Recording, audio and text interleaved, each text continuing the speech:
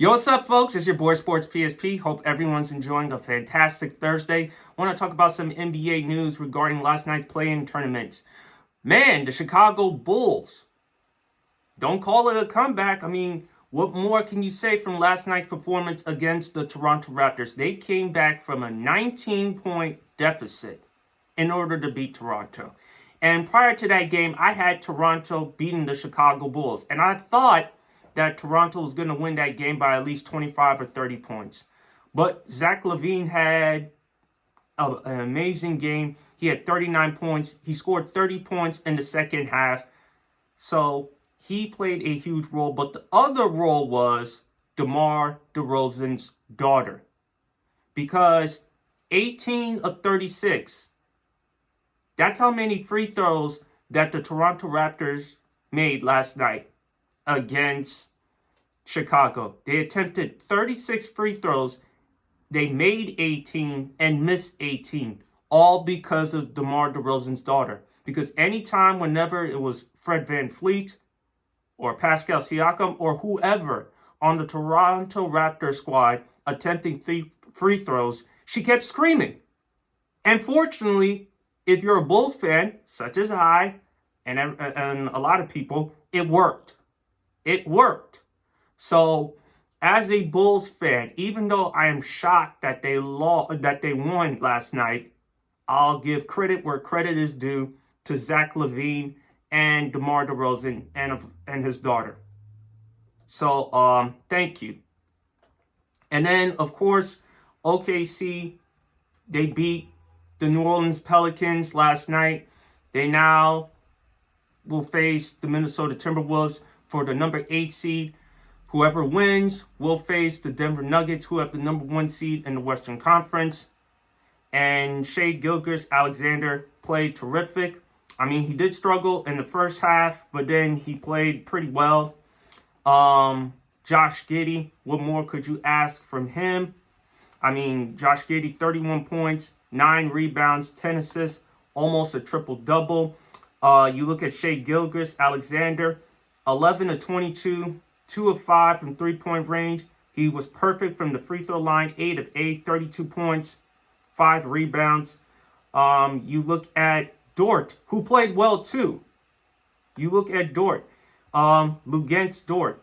He played sensational, 27 points, 5 rebounds. He shot 4 of 8 from downtown, 8 of 14. You could win with that. Brandon Ingram did the best that he could, as well as Trey Murphy III. But it wasn't enough. CJ McCollum didn't play particularly well as far as shooting from the field. He was 5 of 15, 1 of 5 from three-point range. So the Thunder, they move on. They will face the Minnesota Timberwolves.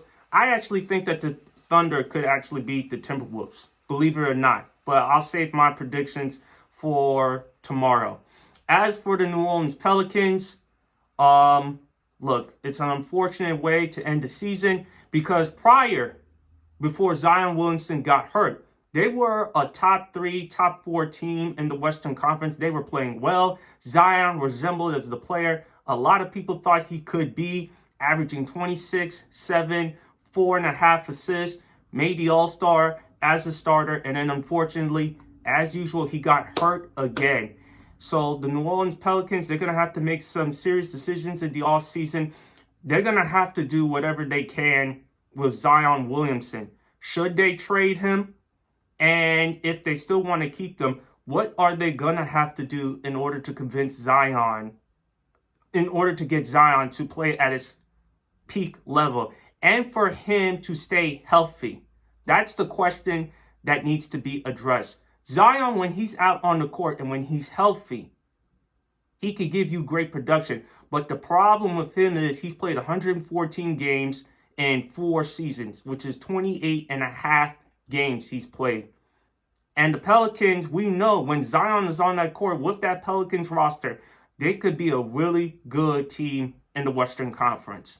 So the Pelicans, I think, and I'll say it before, in order for Zion Williamson to have a long NBA career, he has to lose weight. I'm sorry, but he has to. And the Pelicans, they need to change his weight clause. Instead of getting his weight and body fat to below 295, it should be below 260 or 250 for the rest of his career. I'm sorry, I do not see Zion Williamson having a long NBA career between 280, 290 pounds. I'm sorry, I just don't see it.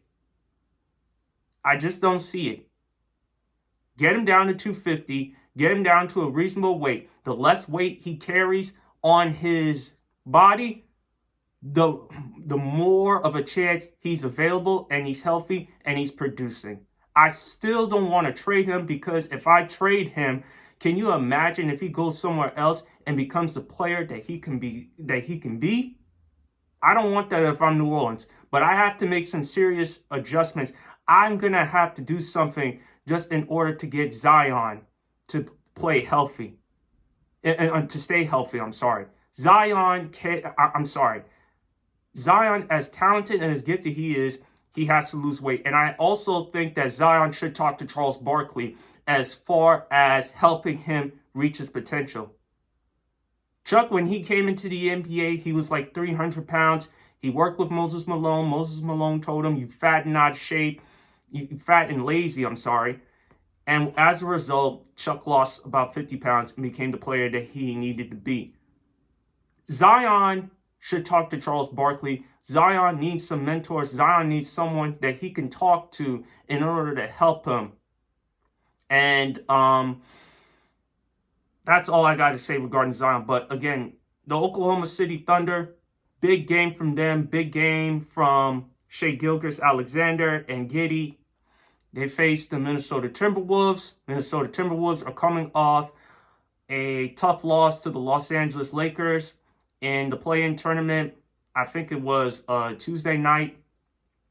In order for the Timberwolves to win that game against OKC, they need a strong performance from Anthony Edwards. He was awful in that game against the Lakers.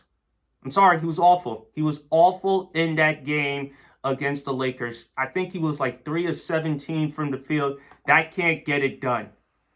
And the Timberwolves, to me, I think too many times they play dumb basketball. They don't play smart enough basketball, in my opinion. In order for the Timbs to win that game, Anthony Edwards is going to have to go off. He's going to have to score at least 25, 26 points, as well as Karl Anthony Towns giving you 24 and 10. And for the Miami Heat, they have to face Chicago. I think that game will be in Miami. Look, if you're Miami, you better hit your free throws, because DeMar DeRozan's daughter is going to yell and scream in order to distract the Heat's players from missing their free throws or making their free throws. And on top of that, Miami Heat cannot be out-rebounded. They cannot have another performance like they had Tuesday night against Atlanta. And if that happens again, I'm sorry. But those are my thoughts. Who do you have winning tomorrow's night's game between the Heat and the Bulls and the Timberwolves and the Thunder? What changes need to be made for the New Orleans Pelicans and for Zion Williamson? And so much more. It's your boy Sports PSP. Hope everyone's enjoying the rest of their day, and God bless.